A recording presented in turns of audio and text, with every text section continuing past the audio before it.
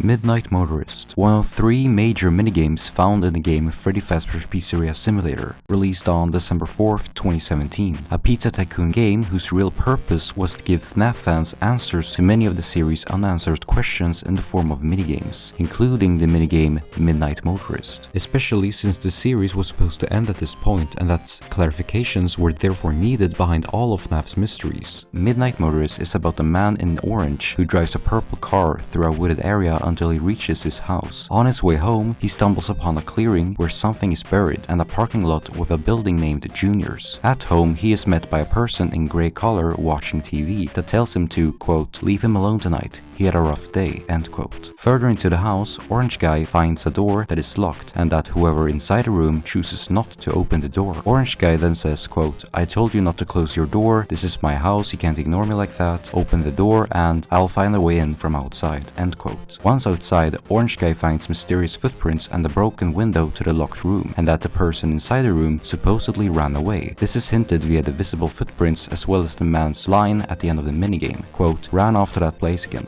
He'll be sorry when he gets back," end quote. Instead of providing answers to the mysteries of the series, this minigame provided 7 unanswered questions that in turn made the purpose of Midnight Motorist unclear. The unclear purpose therefore made it difficult for fans to determine what kind of mystery the minigame was meant to answer. The 7 unanswered questions associated with the minigame are: what is Juniors? Who is Orange Guy?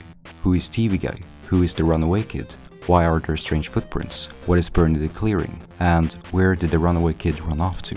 Let's answer these questions in as much detail as we can. Before I begin to present the solutions, I'd first like to inform you that the way I've chosen to read the mysteries will reflect the way people probably would have solved the mystery at the time when the game was released. To add, I won't mention any clues or references that have emerged from the game's release until today. I will present the material and clues that we had available at that time. So all in all, this video is going to replicate an example of what a video from 2017 may have looked like on how to solve this big mystery.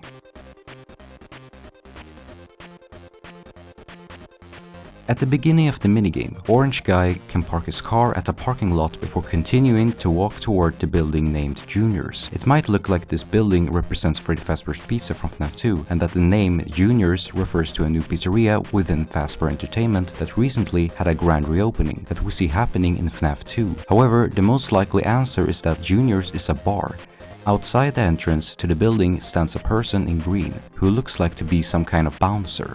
As the Orange Guy approaches the bouncer says, quote, "No, you know you can't be here. Don't make this more difficult than it has to be," end quote. This would therefore suggest that Juniors is a bar where the bouncer bounces Orange Guy for his drunkenness. While this quote doesn't expose Juniors as a bar straight away and that Orange Guy wasn't necessarily kicked out because of alcohol, there are 2 additional details that shows that Orange Guy is actually under the influence of alcohol. Throughout the minigame, the background music smashing windshields is heard, with one part of the melody being identical to a guitar riff from the song Hitchin' a Ride by Green Day.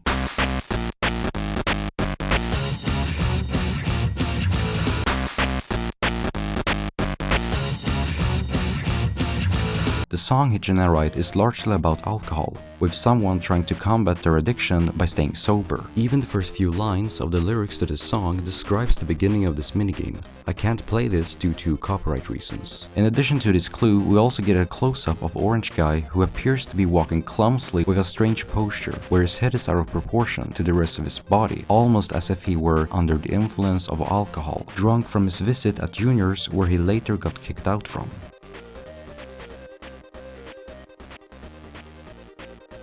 But who's the drunk Orange Guy? Isn't there a better name for him? And there is. Before unlocking the secret minigame, you need to complete a car crash game in a special way. You do this by completing 4 laps and on the 4th lap placing your car at the bottom of the screen, where an opening will appear. In addition to this hidden segment, the game creator chooses to name the file of the secret segment later that night.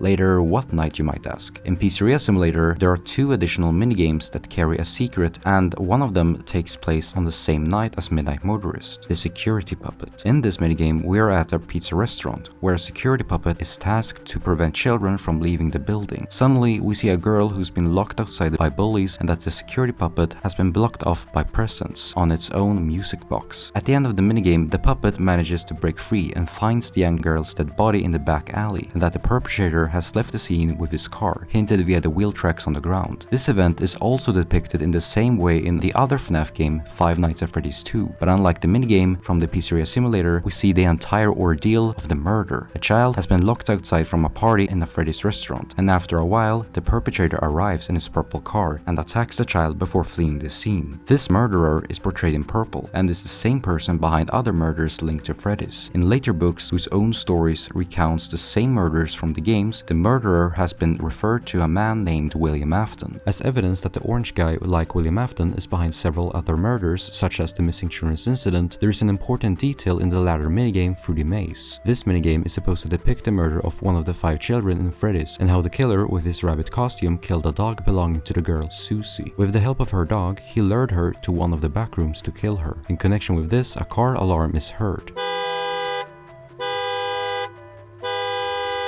This sound is an important reference point that can connect Orange Guy and Purple Guy's pink car to the man in the rabbit costume. Car reference equals William Afton. It doesn't actually get any harder than that. As for the girl who is murdered, we learn at the end of the pizzeria simulator that she was the daughter of William's business partner Henry, and that her spirit later haunted the security puppet who tried to save her. My daughter, if you can hear me, I knew you would return as well. It's in your nature to protect the innocent. I'm sorry that on that day, the day you were shut out and left to die, no one was there to lift you up into their arms, the way you lifted others into yours. And then, what became of you? I should have known you wouldn't be content to disappear. Not my daughter.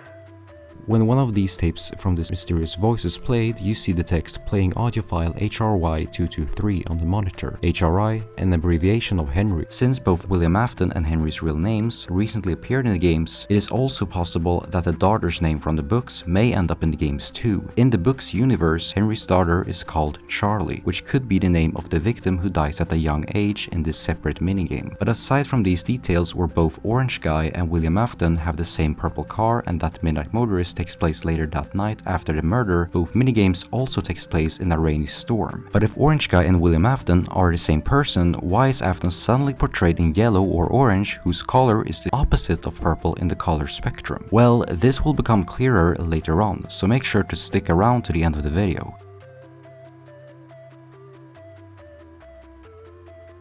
Now that we know who Orange Guy is, we would probably now wonder who the other people inside his house are and who is sitting watching TV. In order to identify this person, we need to follow the same procedure that we did to identify Orange Guy as William Afton, which is to look back at previous games and see if there are any details from a character that can be linked to TV Guy. In Five Nights at Freddy's 4's minigames, we continually follow a young frightened boy nicknamed Bite Victim, who is bullied day after day by his older brother known as Foxy Bro. The things that Foxy Bro and TV Guy have in common is that they are both portrayed in grey and talks in grey text. In addition to this, there is a character from Five Nights at Freddy's sister location named Michael, who turns out to be William Afton's son, hence Michael Afton. Michael, also known as Mike, is a security guard who at the end of each night's shift spends his time in front of his TV, something TV Guy is only seen doing in Midnight Motorist. But why is TV Guy linked to 2 characters from previous games and not just one? Well, this is probably a way for the game developer Scott Cawthon to show us that Foxy Bro and Mike are the same person, since they both have equal connections to TV Guy. At the moment, we only have one conceivable but weak piece of evidence where the Foxy Bro on only one occasion scares the Bite Victim behind the TV. TV, Michael Afton, TV Guy.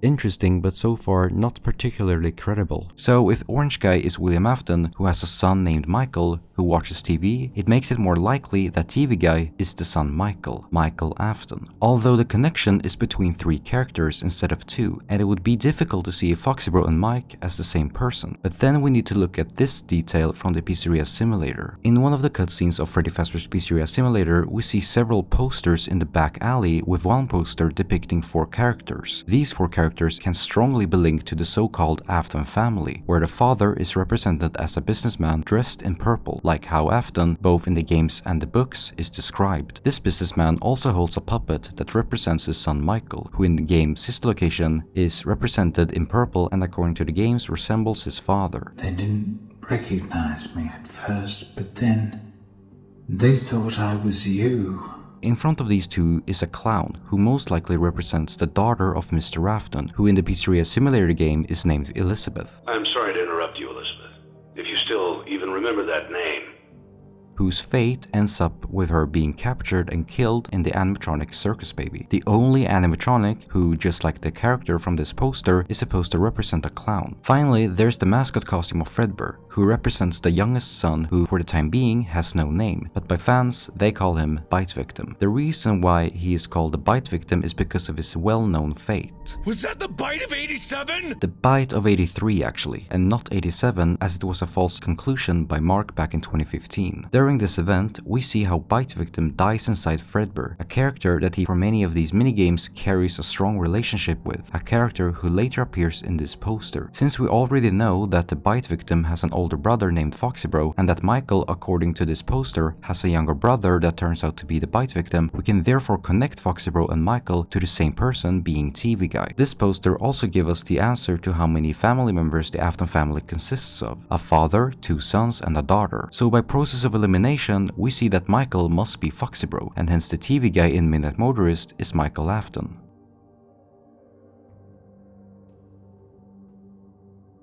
During this minigame, it is revealed that there is or was a third person inside the house who locked themselves in the room, and that later in the evening they escaped through the window. This person, based on the footprints left by the house, has been given the nickname the Runaway Kid. But who exactly is this? Since both Michael and William use the pronouns he and him, we can determine by process of elimination that the kid who ran away must be the only other son of William, the Bite Victim. Again, for the time being, there is no official name for this character, but since Bite Victim is the most used nickname, the Runaway Kid will therefore be called Bite Victim. One thing that could reinforce this solution is that both individuals are seen running away from either the home or another facility. Michael also says that the Bite Victim had a rough day, which could refer to Michael's bullying of his younger brother. In FNaF 4, we see Michael constantly bullying his little brother through the minigames, and if this person had a rough day, it could be linked to the Bite Victim and his troubles with his big brother. With that said, we have disproved what most people believe regarding Mike's relationship to the Bite Victim.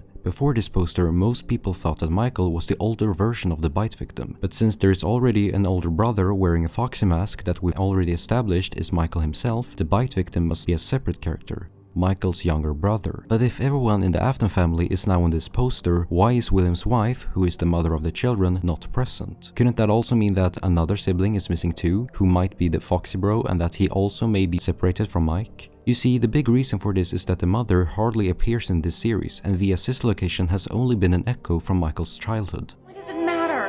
You need to be part of your son's life. I'm an old man, Clara. I can't be a father. Well, then at least pay your child support, you deadbeat! Therefore, these are the most relevant characters shown in the poster, and it would mostly feel strange to introduce an unknown character to a series that at this point was supposed to complete the story.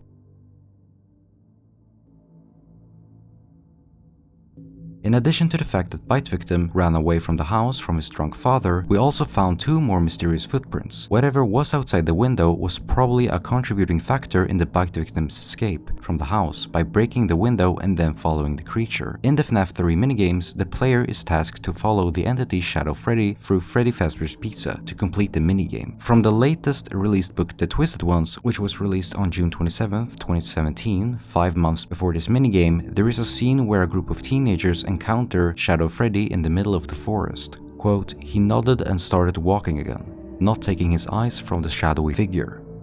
John, it looks like Freddy?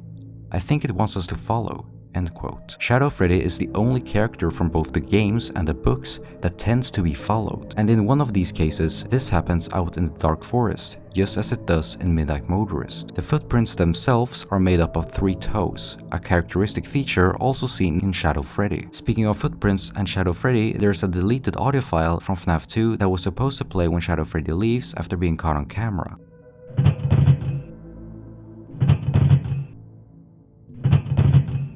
This deleted audio file could therefore be evidence that Shadow Freddy can still move around other than teleporting, even though he is still a shadow. Sure, there are other characters with similar feat, but even though the stories in the books and in the games are not the same, you still find strong similarities between these stories and that the footprints most likely belong to this creature, Shadow Freddy.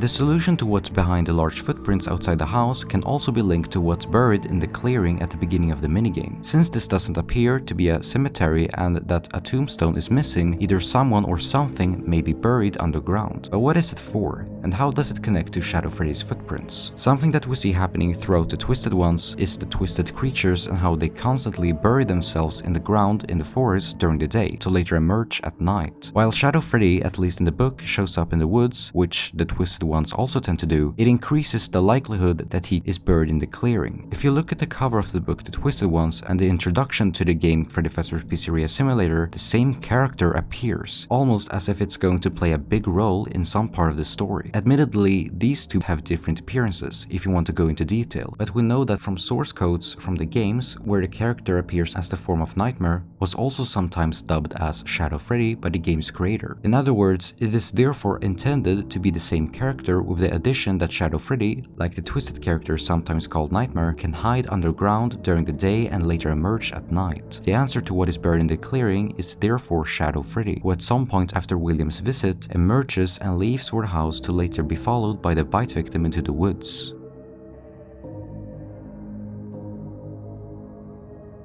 But where did the bite victim go? If we follow the path of his footprints and compare it to the full map of the minigame, we can see that the bite victim has moved up to the left corner. This corner is also where the minigame started. As I mentioned earlier, the name of the minigame in the game's source code is Later That Night, meaning the night Charlie was murdered. Now, if bite victim is following a course that is roughly the opposite direction that William took, although more of a shortcut through the woods, he's probably heading to the restaurant where Charlie got killed. William even says at the end of the minigame, ran off to that place again, he'll be sorry when he gets back. William is the only one who knows what happened and where the bite victim went, and that his son will be sad to see the aftermath of the murder once he gets home. Something that Shadow Freddy also tends to do is to trick someone or something into either falling victim to or seeing deeds connected to William Afton. In the games, the animatronics follow Shadow Freddy to a room where they are later dismantled by Afton. In the books, a group of teenagers follow Shadow Freddy to a cave where they meet the same man. Now, if William recently murdered Charlie, and in connection with this, the bite victim followed Shadow Freddy therefore must have led the bite victim to this very spot after recently committed murder, Fredbear's Family Diner.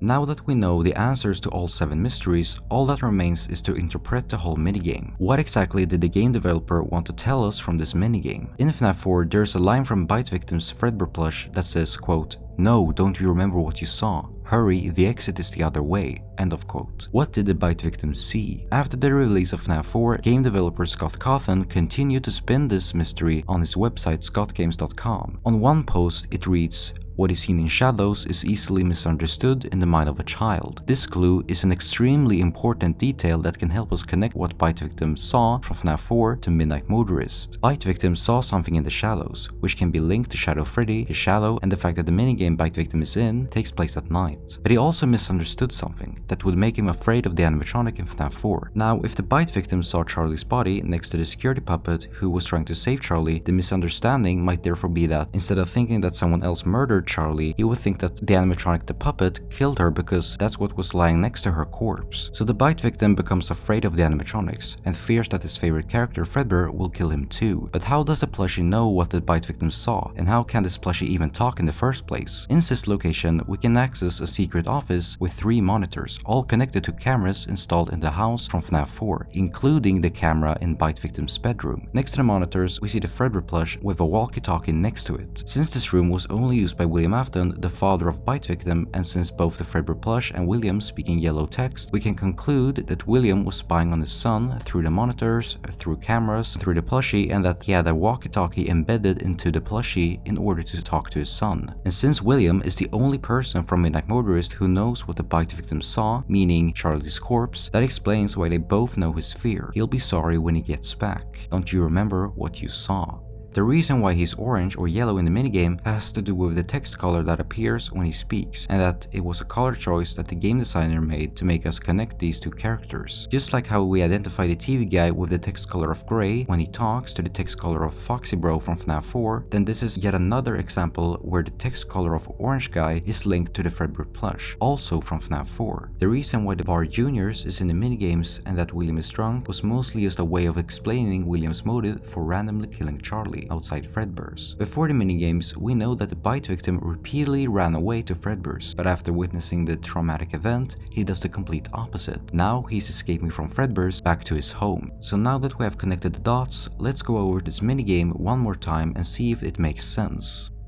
One evening, the businessman William Afton is sitting in the local bar Juniors, pondering his difficult business dealings with his partner Henry. After a while, he's kicked out after having too many drinks. Thus, he leaves Juniors drunk. But instead of going home, he visits a different place that also has a party at night, Fredbear's Family Diner. William owns this restaurant, and the chance of being kicked out is seemingly unlikely. Once there, he finds that his partner's daughter, that is Henry's daughter Charlie, has been locked out by bullies, and that the security puppet that was supposed to keep her inside has been blocked off by gifts on top of its music box. Influenced by the alcohol he'd just taken and feeling jealous of Henry's successes, he sees this coincidence as a chance to retaliate and attack Charlie. He dumps Charlie's lifeless body in the back alley of the building before driving home at a blistering speed. William's evil has just become real, and out of that evil grows a shadow of one of William's twisted animatronics, Shadow Freddy. Shadow Freddy sets out for William's house to show one of his sons their father's evil deed. Meanwhile, William revisits Juniors as he is still trying to find a place where he can party on, but just as before, the bouncer rejects him from entering, and William has no choice but to go home. When he gets home, everything seems normal, with his son Mike watching TV, telling him that his brother had a rough day as usual. But further into the house, he notices that his son has locked the door and refuses to open it. Something has happened, and William therefore goes out to find a way into the room through the window from outside. After walking out and around the house to the other side, he sees that his son has escaped, and through the footsteps, he can see that the son has made his way to Fredbear's, the exact same place that William himself just visited, and that his son will be traumatized by the event once he gets home. Shadow Freddy had managed to get to the house before William, and during his visit, tricked his youngest son into going to Fredbear's to expose William's evil. The bite victim had seen the aftermath of the murder, where on this occasion, a security puppet was lying next to the body, which was supposed to help the child out of danger. In his own childish thoughts, the whole situation is misunderstood, where he believes that the security puppet killed her. From this day forward, Fredbear's will never be the same for the young boy, as he will fear the animatronics he once loved based on what he saw. Instead of running to Fredbear's, he'll run home away from Fredbear's and away from what he now fears the most. William, who caused his son's trauma, will ensure that he overcomes the trauma by looking after him through his own favorite Fredbear plush.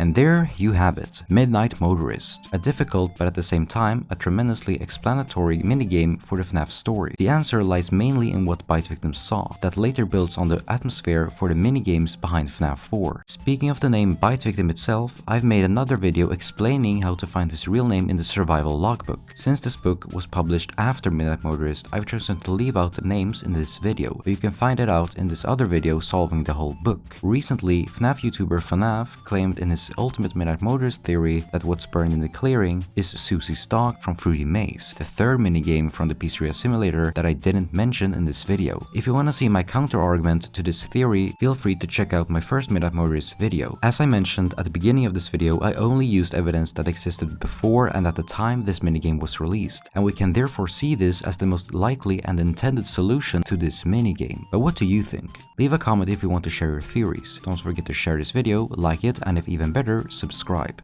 That's it for me. Thanks for listening.